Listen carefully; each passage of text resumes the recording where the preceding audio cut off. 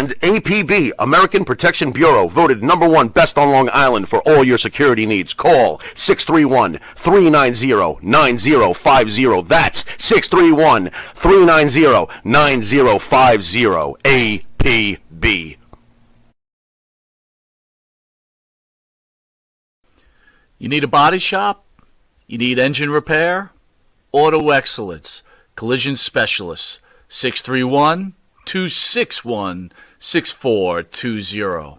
That's 631-261-6420. Auto Excellence. Jimmy, I gotta take a dump. What?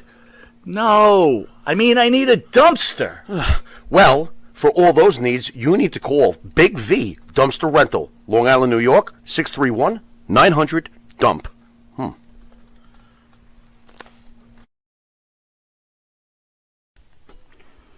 Elm Logistics, for all your logistic needs. Call 631-299-3595. That's 631-299-3595. Elm Global Logistics. Pride, performance, and partnerships. The Monty and the Pharaoh Show is brought to you by... Because wine is your second favorite four-letter word. California wine, New York attitude. Good fucking wine. Yeah. Tired of that same old breakfast, lunch, and dinner? Same old tasting scrambled eggs, burger, that dinner steak, ribs, or pork chops? Why not add a little bit of spice or just a touch of heat to make the difference? Change that scrambled egg with a little bit of Johnny Fabulous's John Cena Sr.'s $1 Million Jalapeno Hot Sauce. Great on burgers, steaks, chops, and those barbecued ribs. And Nitro's Garage for all your automotive needs. Call 646-675-2349. That's 646-675-2349. For all your automotive needs, Nitro's Garage. Ask for Jack.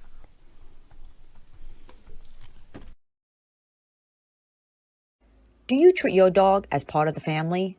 Well, so do we. So why not celebrate your pup's birthday with the ultimate party box? Check us out on Instagram, Twitter, and Facebook at Party Pup Info, and let us make your pup's party or any celebration perfection.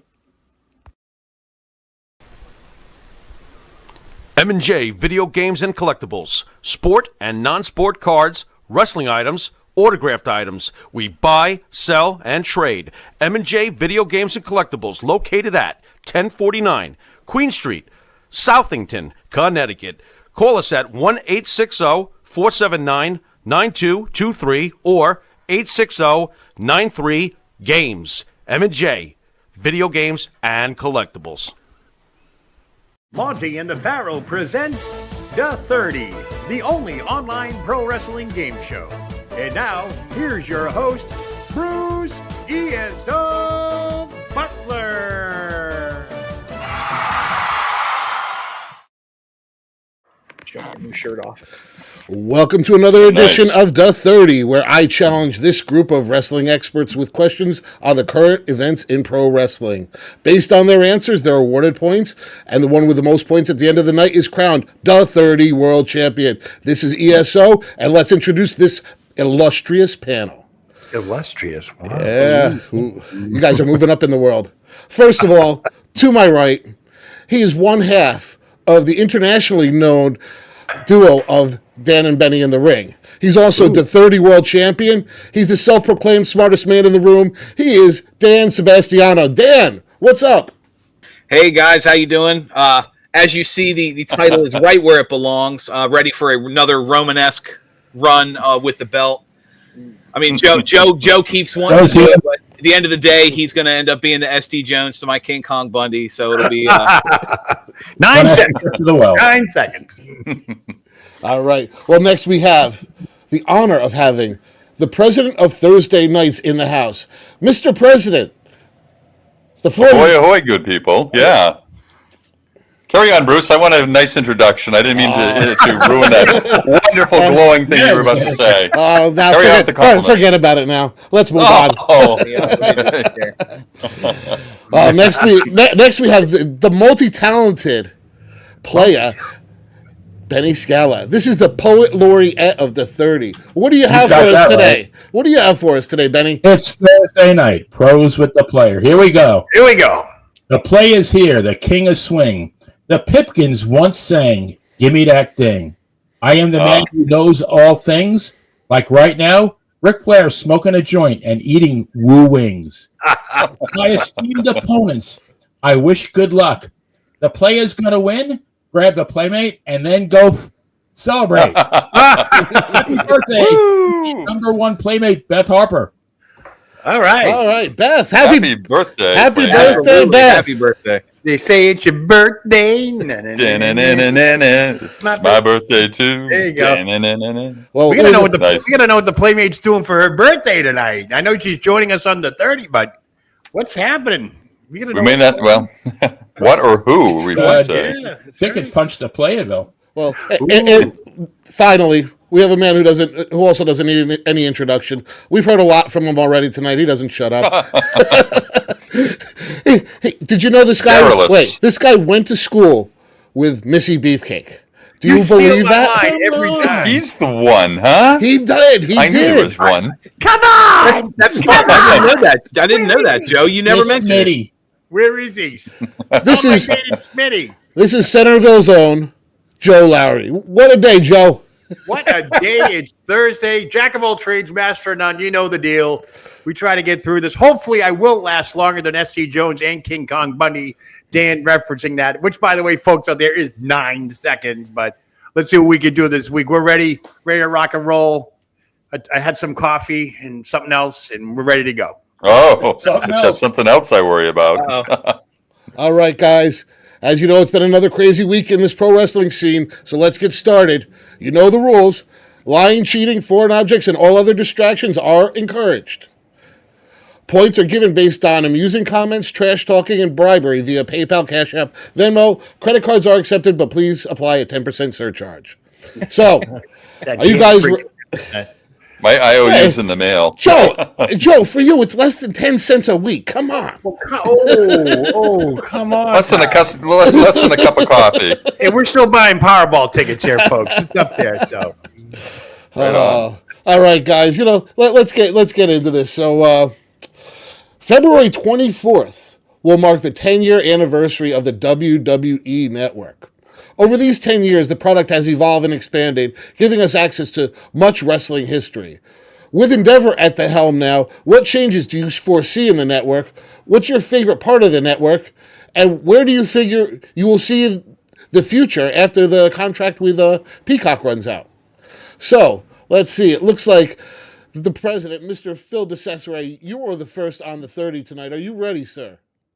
I am ready, Bruce. So let's go. If we can't get along, let's get it on, baby. Go. So, you know, I actually like the old network better than what's offered at Peacock here. You know, I have Peacock and I watch the premium live events, and I used to love to be able to rewind the events, you know, or jump in at any point and, you know, and be able to see what I've missed and then go back and watch it again. And at least for me, that's not something I can do right now. But as we look ahead with Endeavor, with TKO now being the company who's overseeing the network, I'm hoping that the edgier content will return. I understand some of it has been modified. You know, through the lens of history, we see these modifications. But it's my hope that we do see some of the original edgier content. As far as what I watch on there, it's strictly pay-per-view right now or premium events. I still go to YouTube a lot to watch some of the old classic stuff, and maybe I'm just guilty for not, you know, going back and looking. I still have a lot of videos, believe it or not, from recording from way back too. So I still have a good collection in that sense too. And he's a hoarder. He's a hoarder. I am a hoarder. You may see me on the A&E network soon. Yes, a special on me. Half the stuff's in my beard, you know. But I'm hoping for good things. I really am. I hope that we have the ability to rewind again, freeze frame like we used to. You know, almost like a VCR. So I don't have that ability anymore. I love the price. Again, who can argue with that? I hope they don't jack up the price. I think that's my main concern. Nice job, Phil. Good stuff. Good stuff. So next up, we just have to get this timer. I see 2 Bennies. The What's that? BOGO, Benny BOGO. It's like a gun commercial. You are on to 30. Go. Well, in the spirit of true transparency, I'm kind of like Phil. I use it only for the PLEs. I have to, like I said, in the spirit of total transparency, I spend a lot more time watching Leave It to Beaver reruns on Peacock than I do watching wrestling. And there is a treasure trove of old shows on the network. But like Phil, if I want to see a classic moment, I just type in that moment. If I want to see, one of my favorite Memphis moments was when Ric Flair shows up on Memphis TV, gets interviewed by Lance Russell, and somehow Jerry the King Lawler cajoles him into wrestling a 10-minute match on TV. Just it's perfect. Everybody plays their roles to perfection, stuff like that. And I'll just do that. Like I'll if I want to hear a Bugsy McGraw promo, I'll type in Bugsy McGraw promo. I should be using it more often. I do think that they will probably try to, at least from the old WWF, and WWE, try to remove as much of the stank from Vince McMahon as they possibly can. But how do you even start to do that? He's just so interwoven into, almost every significant moment of the last 40 years of WWE wrestling. So I don't know. It'll be very interesting, though. Yeah. Interesting. Nice job, Benny. Nice job. Coming up with 12. Phil is still in the lead, but 13. Lucky 13. 13. There it is. Yeah, baby. It's our favorite number. Bum, bum, bum. So it looks like Joe's up next on the 30. Joe, are you ready? All right. I'm going to have to be, right? Yeah, go. There we go. All right. Well, Netflix, WWE, Endeavor buying WWE, it's going to be a very cautionary tale here. They have a year to figure it out when they transfer over to Netflix and so forth. I loved the WWE network when it first came out. I was a huge advocate for it, of course, because it was new. You can now get all the old stuff on your TV on demand whenever you wanted. It was great. And then, they launched it. It was like the biggest thing since sliced bread when they launched the WWE network. And now they're going to get rid of it. It's just sign of the times, I guess. Benny, the player, brought up a great aspect. What if they decide to just eliminate Vince McMahon altogether? You're talking years and years of programming here, which is going to be detrimental just to having a vault or things of that nature, to have the old videos and all the old TV shows from WWE. I'm not sure what's really going to happen. Netflix buying the rights to all this stuff, they still have a year to figure it out, which kind of scares me because, they might be pondering something different as well, where it might be a pay per episode type thing, even though you have a subscription to Netflix, or you're going to have to upgrade. They'll most likely keep a lot of it, but I'm still worried. They have a year to figure it out. They right now, they really don't know what to do with live streaming sports yet because they haven't done anything yet. But I think for the main part, if they erase Vince McMahon, we're looking at a whole new network now. So, yeah, absolutely right in that. Nice job. Nice job. 12. 4 field goals on that one.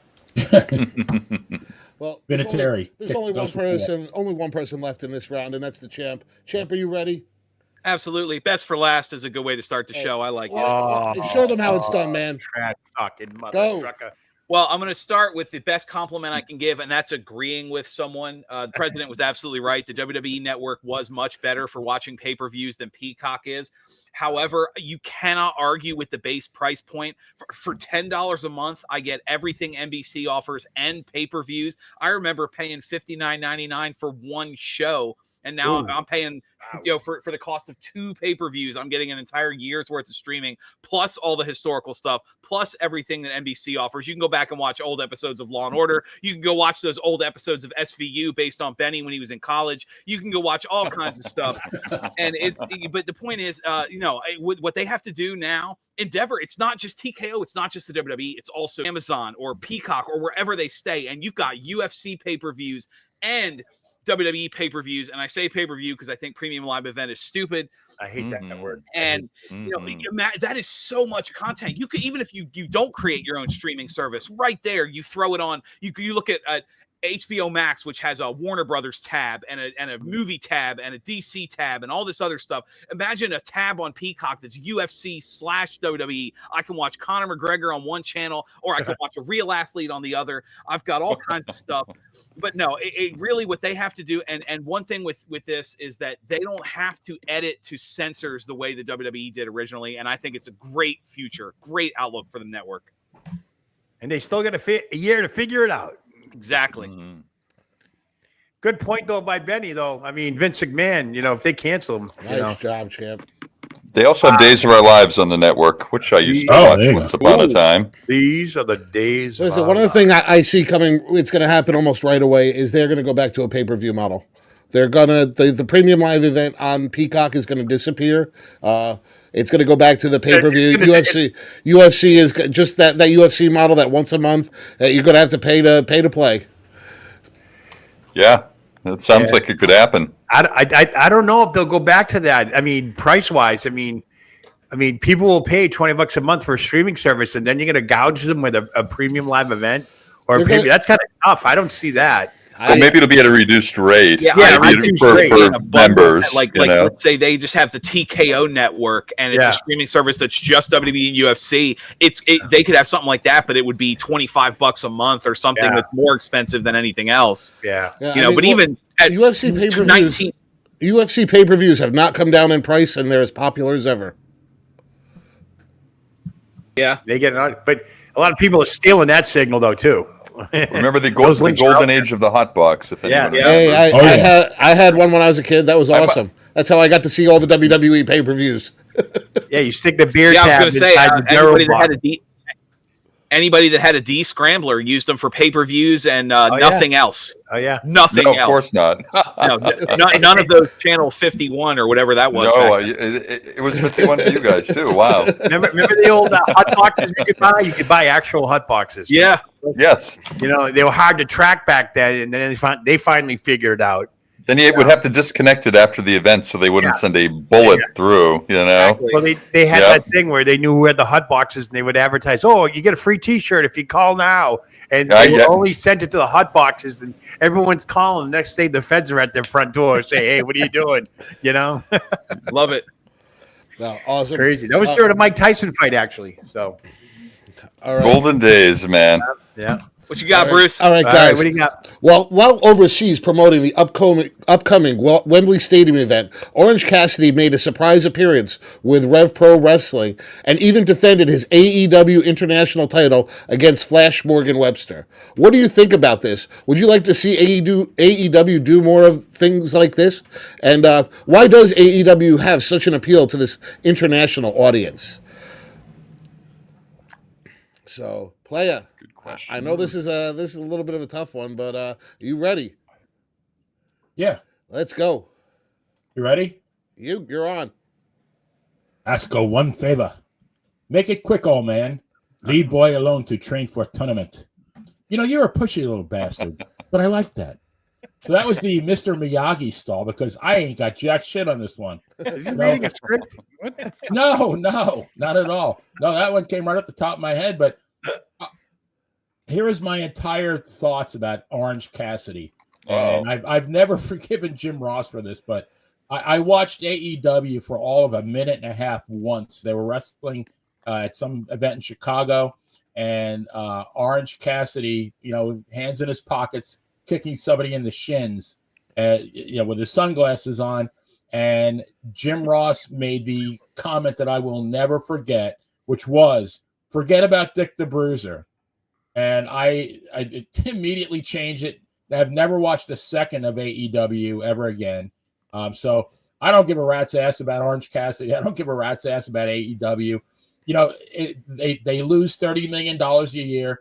They have a niche audience, which is, you know, they overpay indie wrestlers. They have a bloated roster of people they don't even use, talent that they're wasting. So, you know, they can do whatever they want. I just don't care.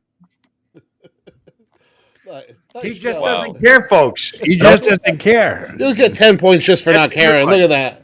Benny got 10 points just for doing that whole promo with his hands in his pocket. With Mr. Miyagi, yeah. That's like the old movie Brewster's Millions. Remember that? Vote for none of the above. None of the above. Well, I can listen to everybody else's answers, though. Oh, there you go. All right. Joe, what do you got on this? Well, I have a feeling I'm the only one in this panel of 4 wrestling experts that actually watches AEW every week. I do watch it. Me too. I do watch it. Some weeks it's just I just can't. I sleep through it, and other weeks it's really good. The appeal overseas, Stewie. I don't know if you guys know Stewie's podcast over in Wales. Oh. Yes. It's very appealing to them because it's new. It's an Americanized slash I don't know, European style wrestling. If you do sit through some of the matches, in particular Moxley versus the guy, I forget his name, from FTR, the guy with the mustache, the bald one. All right, Dax Harwood. They had a very stiff wrestling match last week where they were headbutting each other. It reminded me reminiscent of Dick the Bruiser and all that. Yeah. There is a fan base for that still. You know, the professional wrestling and all that. Why the company's only 5 years old. They should have just dedicated these 5 years to making it work here. They're extending themselves with 3 shows now. They're about to get preempted by March Madness, so I have no idea what they're going to do with that. But the appeal overseas just, to me, it's a new brand of wrestling. It's something that they can look at besides their brand over there. It's a new brand. And Tony Khan, I don't know, they're still trying to sell tickets to this event next year at Wembley or this year in Wembley. They've been doing it since last year. So that tells you something right there. Nice job, Joe. Nice job. It is a tough subject, but yeah. Who the hell wrote this one, Bruce? who put that up? Where's the banker? I want to see the banker. Where is he? He's my Venmo is not going through. I can see. Listen. If anybody can answer this question, it's this guy. You say that every time. We're talking about the defending champion here. Dan, are you ready? Reigning, defending. My client. Absolutely. You did confuse me on something, though, Bruce. You said our next question was going to be wrestling related, and then you asked me about Orange Cassidy. Are we talking about wrestlers or are we talking about Orange Cassidy? I'm confused. No, I apologize to that no-talent piece of shit whose entire gimmick is based on the fact that wrestling is fake and shouldn't be taken seriously. That's a borderline offensive, and you could tell Jim Ross was throwing up in his mouth when he had to say nice things about him. But the idea that he defended the international title, which, by the way, at one point was the All-Atlantic Championship and had flags of China and Japan on it. You know, those Atlantic Ocean countries of Japan and China. Right. Oh, my. You know, it's the international title because I guess Intercontinental was taken. He defended it in an indie show. I tell you what, though, he was excited because if you saw that picture of him in the ring, that was the first time Orange Cassidy's wrestled in front of a crowd in months, given the sales AEW's been having. Yeah. But why is it so popular internationally? It's popular internationally because it's something different, but it's also popular internationally because Tony Khan is a no-talent hack mark who loves his international wrestling. He wants to bring in guys no one's ever heard of from Japan, England, and other countries, and I mean that. I'm not saying that as a genuine joke. I mean he's a mark, and he could tell his show is booked by wrestling fans. Although I will give Orange Cassidy credit on one thing. Yesterday on AEW Dynamite, he was saved by a recent face turn Jack Swagger. The fact that whatever his name he's going by now with that stupid hat. Jake Hager. Jake Hager, thank you. He was saved by that. Anybody that can make Jake Hager interesting for more than a few seconds deserves at least some credit. Oh yeah. There you go. Wow. He looks like Jake Hager's mini-me, though, doesn't he? Yeah, oh my! No, Jake Hager actually has muscles and definition. You know. Also, I must say I find humor in a guy with arms thinner than the end of this screwdriver whose finishing move is a punch. Buggy whip arms, as Hulkster would say. Or what was it? What was it? Jim Cornette said look like a what do you say? Look like a raisin stuck on the end of a pencil or something like that. So that was a hell of a blade job last week, though. He had Jesus Christ. That was a good match. He was bleeding like a bat. There was so much blood in that show last week. It was crazy, unbelievable. Yeah. You know. Then you got this weekend. You know, whatever. Real quick. I don't mean to interrupt you, Bruce, but Phil, real quickly, AEW seems to be stalling out with every. Well, that too. Yeah, they got empty arenas and so forth like that. But just something's missing with AEW. They came out so strong. Well, that too. They came out so strong out of the gate and raised the bar, so to speak. And then Tony Khan, like the mark he is, he just can't freaking figure it out. Listen, guys, let's get into this. That's a good term. Yeah. Let's get into this. Momentum. The problem is they doubled down on the people that didn't work. You had FTR, Punk, and all. You could have been a sports-based secondary competition. All right, listen up. Hey, I'm taking over here. Somebody's getting penalized. Shut the front door. Phil needs throw the referee out of the ring right now. Let's get someone to throw him out of the ring. All right, that's it, Joe. You're getting penalized. That's 2 points on you. Uh-oh. Oh. Right, now he's deducting points. No. All right, I'm going to take order now. Listen, Phil needs to complete this round. Once we complete this round, then we can start bullshitting. I'm trying to hit him in the head. After the round, we can bullshit about it. In the meantime, Phil's got to go. Let's come on. So, all right, Mr. President, I apologize for these peons and what they're doing to you, but you are now on the 30. Son of a bitch. No respect, I tell you. No respect, But I'll be the defender of AEW, okay? And I don't understand the international audience. I mean, France loved Jerry Lewis. We don't understand that, England did bring us Are You Being Served and Benny Hill, which as a kid I just remember that? Yes, well you can't say you like it anymore but anyway, so I understand some of the humor, I enjoy it, and maybe it's some of the humor that they enjoy in the product, but I will defend the product, and I will say also they're coming up to Boston, as we know, in March for the big thing, but they're also coming to Worcester, and they've got a good market up here. They do have a good fan base, and I think their attendance in both venues will likely be pretty good. Poor Dan is running away at that thought of AEW. There he goes. I think the cat got loose. I'm also, and to make things worse, and you might deduct points, I'm an Orange Cassidy fan. I enjoy it. It's ironic. I think he's talented, and maybe the gimmick is offensive to some. And the purist in me can kind of totally see that too. But we have The Rock with the people's elbow, and we have all these other little cutesy moments. So why can't Granted, his is a little cutesier than others, but so be it. AEW kind of patterns itself in a way like ECW used to with luchadors. You would have that element of the program. You'd have certainly a good share of hardcore, which they've been trying to develop, and one can argue, the pros and cons of that, no pun intended there. But beyond that, and also the science of it, and so they seem to be striving for am I up? No, just keep talking. What the hell? They seem to just keep talking. Hey, we can talk now. We're in between rounds. Listen, as you can see, you were deducted those 2 penalty points. Mr. President, if it weren't for that Orange Cassidy comment, you would have been up to 26, I believe. So, wait, did I really get deducted? I hate him, Bruce. I hate Orange Cassidy. How about that? No. What the hell happened? Jesus. I still like Orange Cassidy. I'll say I've been to every AEW show that they've come to town.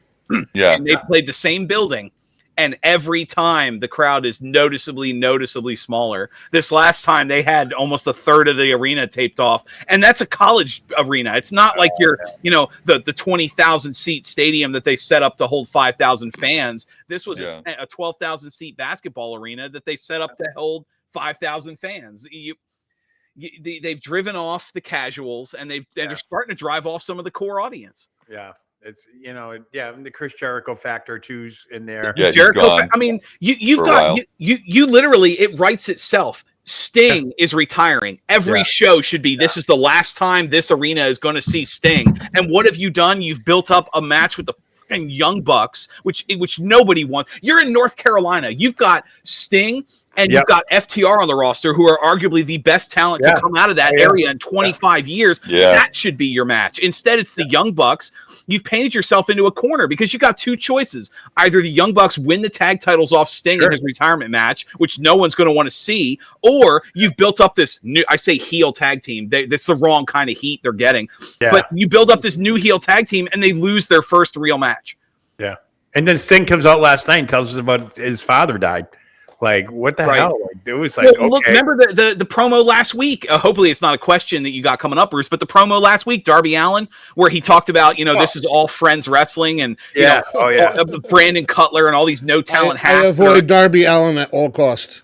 Same thing with Wardlow last night. Wardlow came out. Darby Allin said was 100% true. AEW is suffering because they're booking. Wardlow did the same thing last night. Came out and said, I've beaten MJF. I've beaten everybody else. Yeah, he's been sitting in the back, and it's like, dude, just do your deal, man. If you got to leave, you got to leave. But coming out bitching and complaining, what though? Sounds like that's the only way to talk to Tony Khan. That shows that Tony Khan doesn't know what he's doing because he doesn't understand the difference between real heat and work shoot heat. When MJF comes out and calls him a fucking mark, that was a good moment. When Wardlow comes out and genuinely complains about how poorly he's booked and this show sucks and everything he said is true, that's the wrong kind of work shoot. All right, guys. I want to see Sting's boys. I want to see Sting's sons get into the picture. Oh, you mean the sons that were bigger than the Young Bucks? Absolutely, exactly. They're beasts, man. Did you notice how they look just like his father? It's spitting image. I hope they're in the picture somehow, and I reckon they will be. They have to. If one can come out and hit people with chairs and they sell it, then somebody's going to get beat up by Sting's sons. Well, this is where I see the Ric Flair thing happening with him going into the Young Bucks locker room last night. So, you're going to have that Ric Flair factor somewhere in that. He was just trying to get him. He was trying to sell the Bucks some Woo energy drink. That was it. Well, yeah, that's it. But he's going to get in that main event somehow or be a part of it. You can't have Sting without Flair. Right. You know what I mean? If you have them in the same organization and company, as long as it's no-brainer right there. As long as Ric Flair's not wrestling, I think they'll be okay. Hey, Benny, you can chime in anytime now, brother. You guys doing great. Okay. So, hey, Joe, since you're going to be up next, do you want question 1 or do you want question 2? I want my 2 points back. What the hell, man? At this stage of the game, it don't matter, brother. Hit me with what you got. All right. So, as we watch the unraveling of one of wrestling's most influential families, the McMahons, we have several others that have helped shape the industry to what we see today. So many multi-generational talents, the Harts, Rhodes, Ortons, Gagnes, Valentines, DiBiase's, Rotundos, Anoa'i. Outside of the McMahons, which wrestling family do you think is the most important to your wrestling history and why? Well, that's kind of a tough one. My wrestling history goes, obviously I'm slated to the Northeast because I grew up with the WWF, WWF, and all that with the McMahon family. The only other family that I can think of that has come to me via TV and all that would be the Von Erichs, Fritz Von Erich, Kerry, David, everybody, all those guys. But of course, that went short as well. I don't know what's happening here. Am I still on? Am I not? You tell me. We hear you. Okay. I can hear you, and the timer's still going. Okay, that's fine. So, I mean, wrestling, what wrestling family in my generation?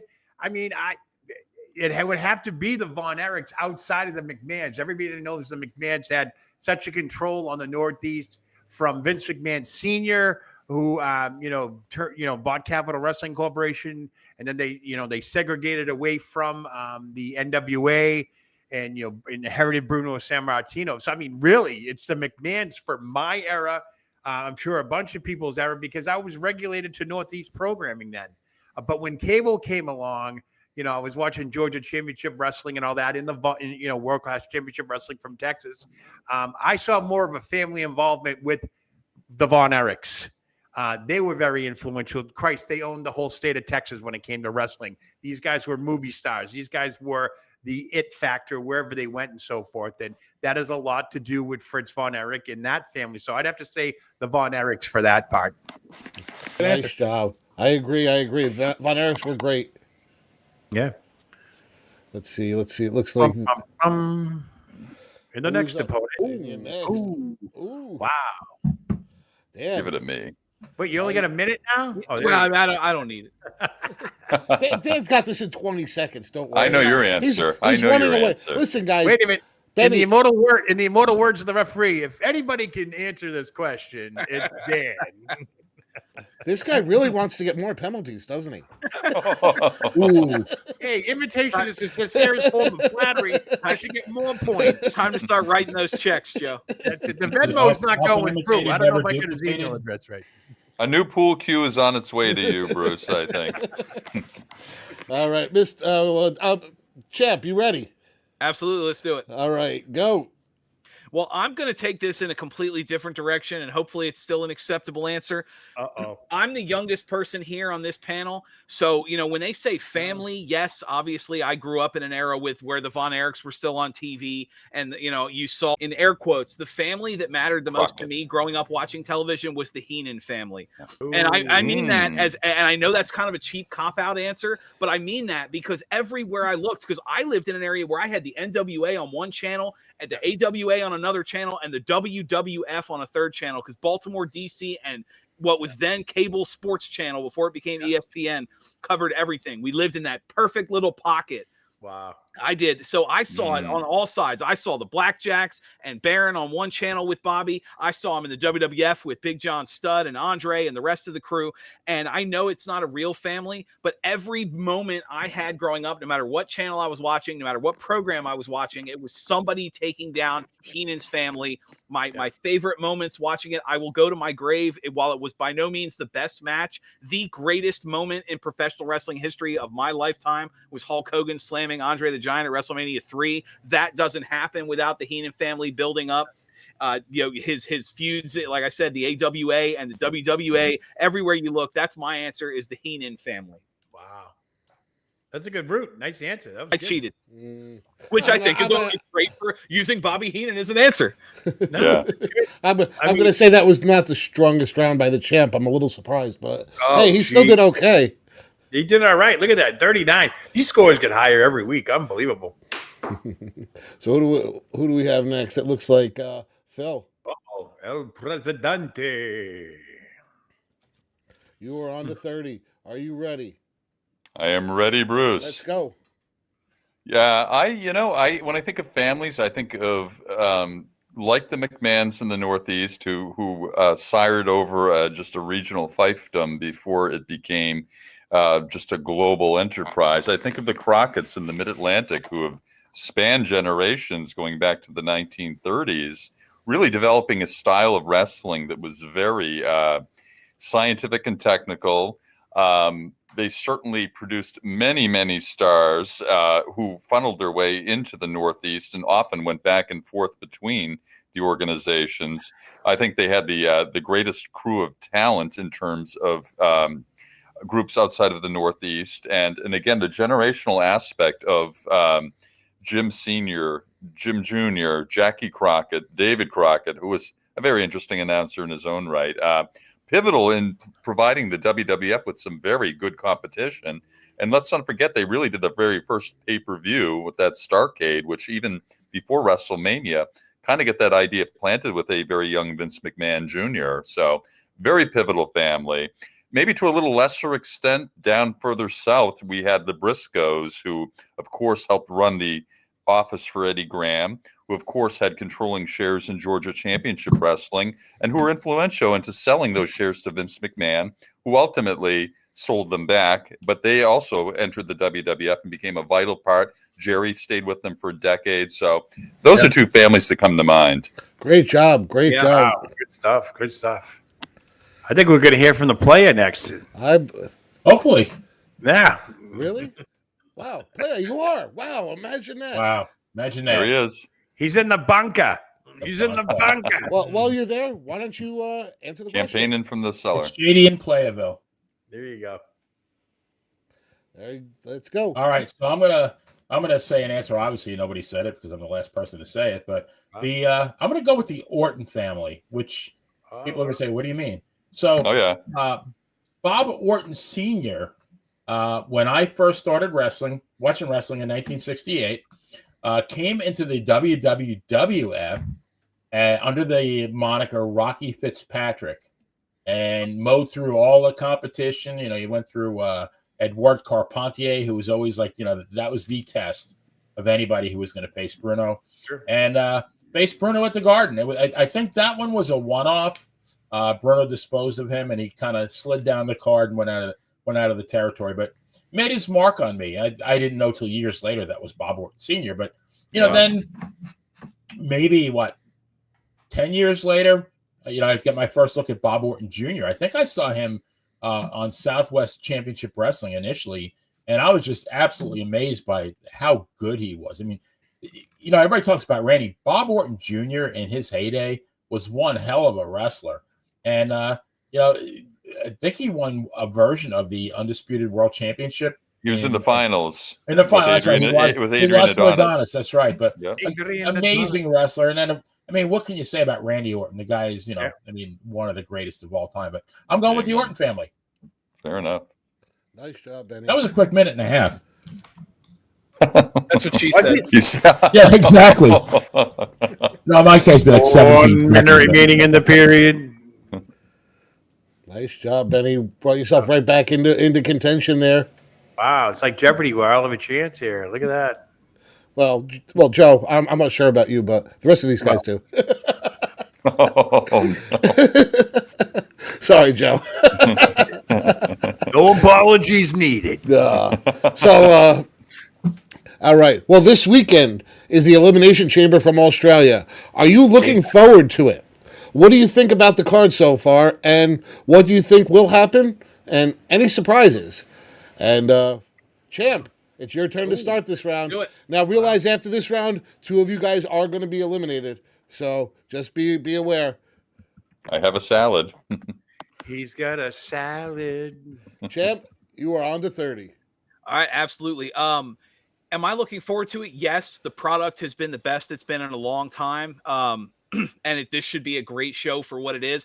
Unlike the Royal Rumble, however, this isn't going to carry the surprise element based on what they've been booking and what they've been doing. It certainly seems like they're building up for Drew McIntyre against Rollins and for Becky Lynch against Rhea. So going into the event, you kind of have a bigger understanding. No offense to some of the talent, but when I look at the Elimination Chamber match on both men and women's sides, you got at least 3 or 4 people in each one that you know for a fact is not winning.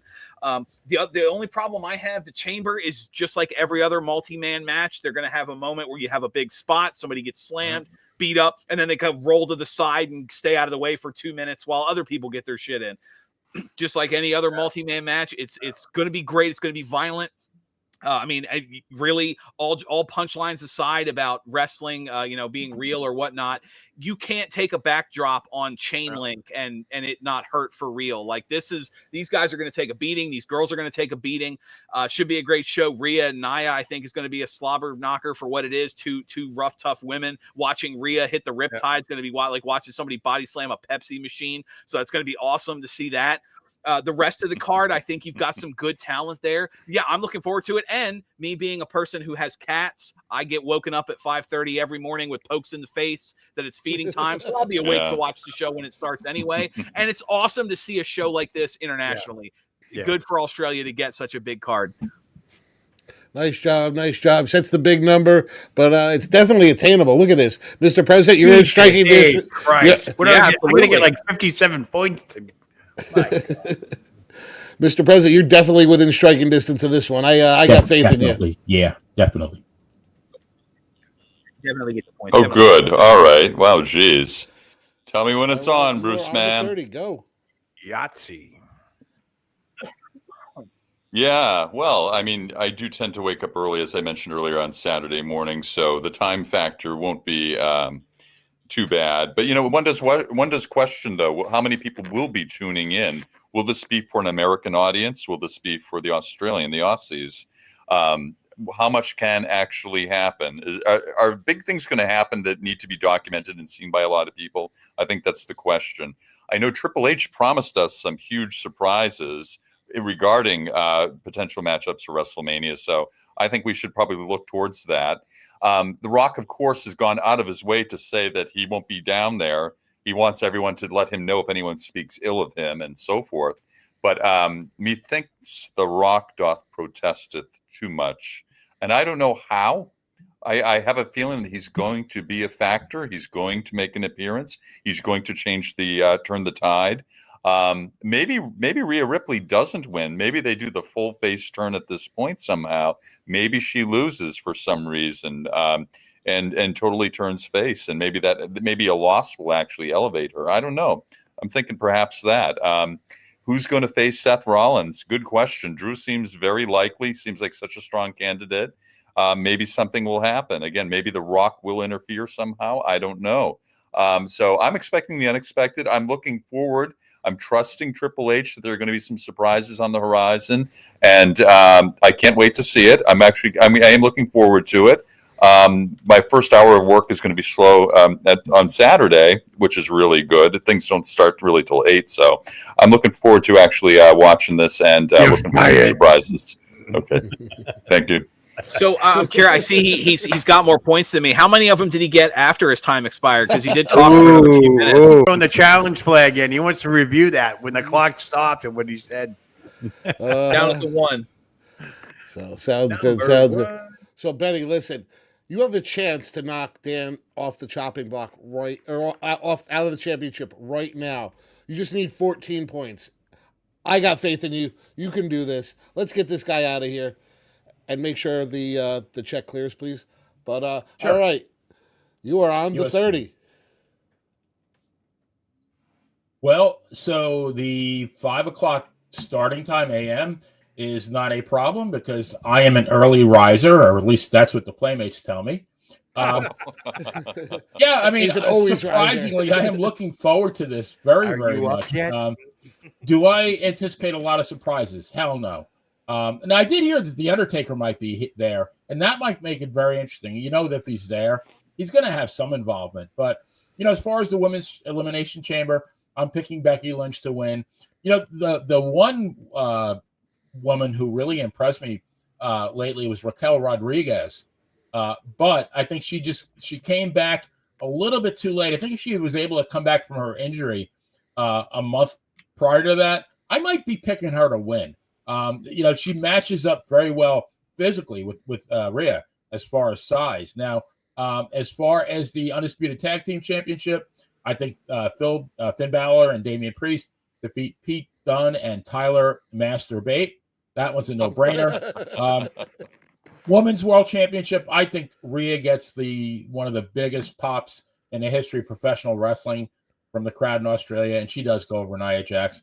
And I think in the men's chamber, everybody like Bobby Lashley, Randy Orton, Logan Paul, Owens. The only one I would think might have a chance would be LA Knight. Yeah, but I think we're gonna see LA Knight and Logan Paul at WrestleMania.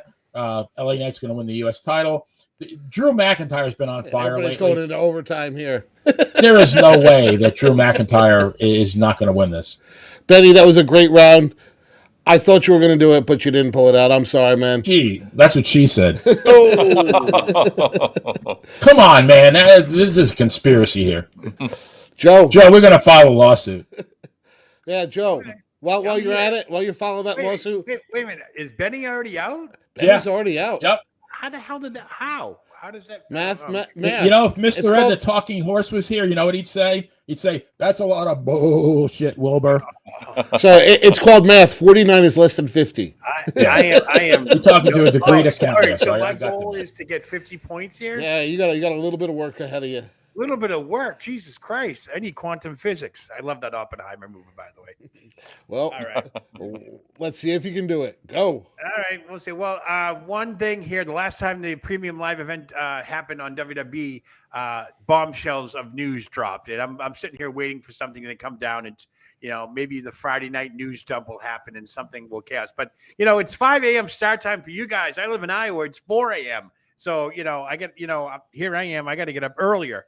So anyways, real quickly, going down the list, The Rock is going to be at Perth, Australia. He said it. If they start talking about me, I'm going to slap them in the face. You don't have Cody Rhodes and Seth freaking Rollins on the Grayson Waller effect of all places Australia without a Rock appearance.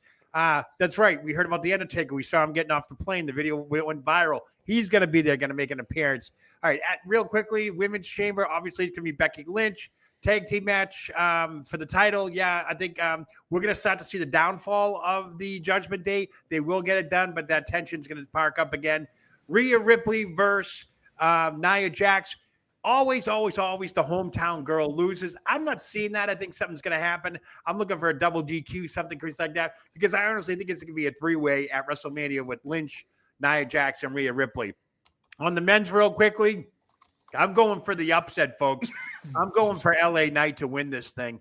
Because if you look at it, Owens, McIntyre, Orton, Lashley, they've all been champions before, and you got Logan Paul in there. He's only there for one reason. That's to pull up a huge stunt inside the chamber, and that's about it.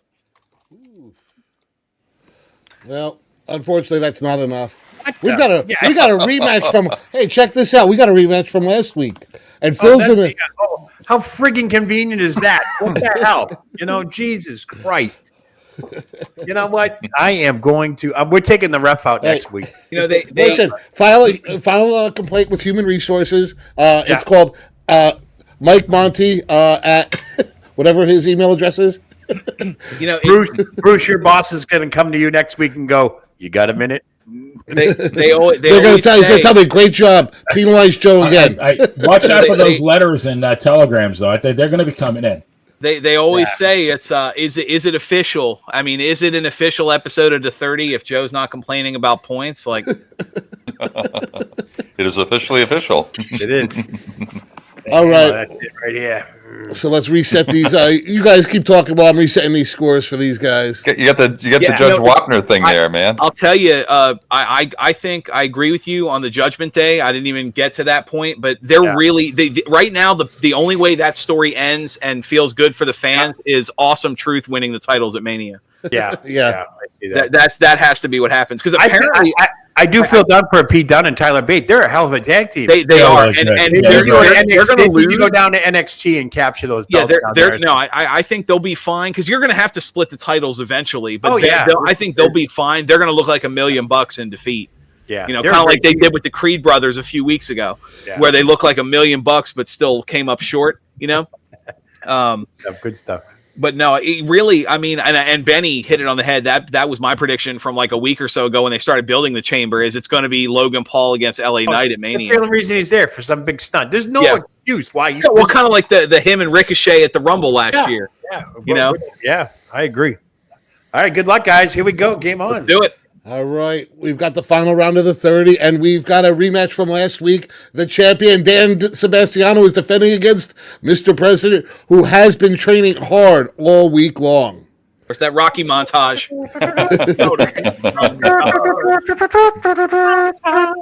Been listening to a lot of Survivor, man. A lot of Survivor. So...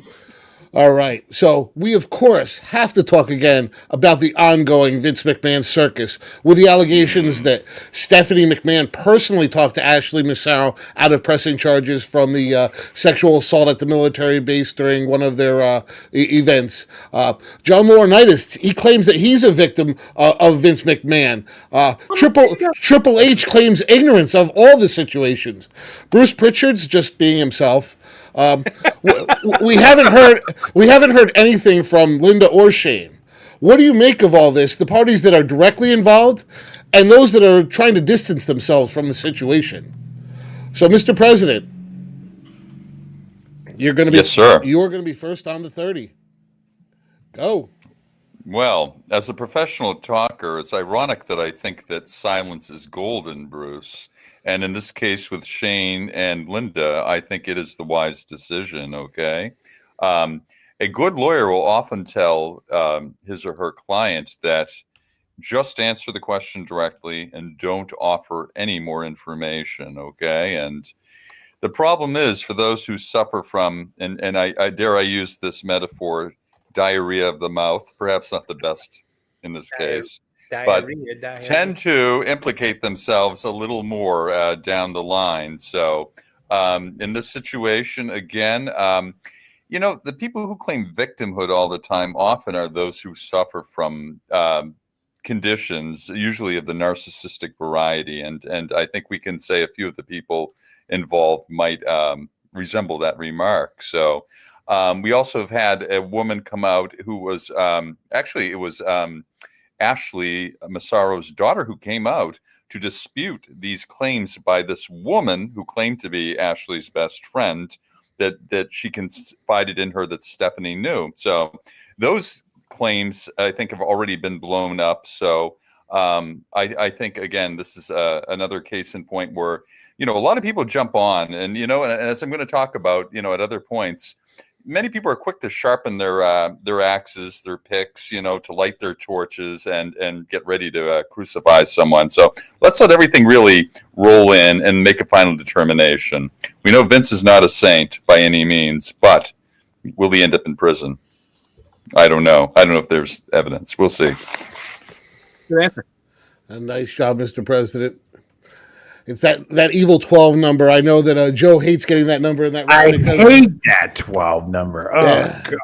Well, Dan, only 12, right? Oh, Dan, I'll congratulate you in advance. Lucky number, though. It's the number of times every show he complains about how many points he's earned. Dan, you better watch out. You don't want AOL to crash while you're talking. All right, Dan. Turn my microphone off again. The cat's going to chew on the wire. Worry about Ashley Massaro and Stephanie is being blown out of the water by her own daughter. And yeah, apparently it was an ex-best friend. However, I will say, caveat there, just because her narrative is from a place where she might not be the best expert doesn't change the fact that a part of it is probably true. There is no way whatsoever that Stephanie didn't at least have some suspicion of what her father was doing. And the idea, the part of the story where Vince buried Ashley on her way out the door because she rejected his advances, that is exactly what happened to her on screen. There is video evidence of him humiliating her with coffee and all kinds of, maybe not bark like a dog humiliation, but she was buried on her way out the door. There's no way Stephanie didn't know. The flip side to that, however, is Stephanie has been doing a lot in the last couple years to distance herself, leaving the company, coming back only when she was part of the party that voted no. As for Bruce Pritchard, him saying, no one's suing me, I don't know, I know nothing. That's probably the truest statement, the most truth that's come out of his mouth in the last 10 years. But no, he knew, and he needs to go. John Laurinaitis claiming he's a victim has about as much credibility as someone claiming the earth is flat. John Laurinaitis knew what he's doing. How do you accidentally rape someone? You don't. I didn't know that Vince forced me to look at those images of the woman crying while she was being sexually assaulted and being shit on. No, John Laurinaitis is not a victim. This whole thing is gross. People knew, but there's still a lot more to come out. We can't kill anybody or hang them just yet. A lot more evidence to come out, but no, Stephanie knew, and so did everyone else in that building. Yeah. Dan! Wow! Dan! Whoa! And we have a new everything I said. Everything I said about champion. Check in here. Wow, Joe! I want to apologize to Joe. I take back everything I said. You were 100% right in how points are divided on this show. Complete hogwash. Phil. Thank you for that, Phil. Thank you for that generous bonus. Phil, great job, Phil. Phil got it. Congrats. Good job. It's about time somebody dethrones Dan. Finally, Mr. Desiree has come back to the 30. All right, guys, listen, we're a couple minutes over, so we got to get running. On behalf of all these guys, I want to say thank you guys for stopping by, and we will see you next week. Make sure to tune in to the Monty and the Pharaoh show at 9 p.m. All right, what a day, guys. Have a good one. Yeah, great show, everybody.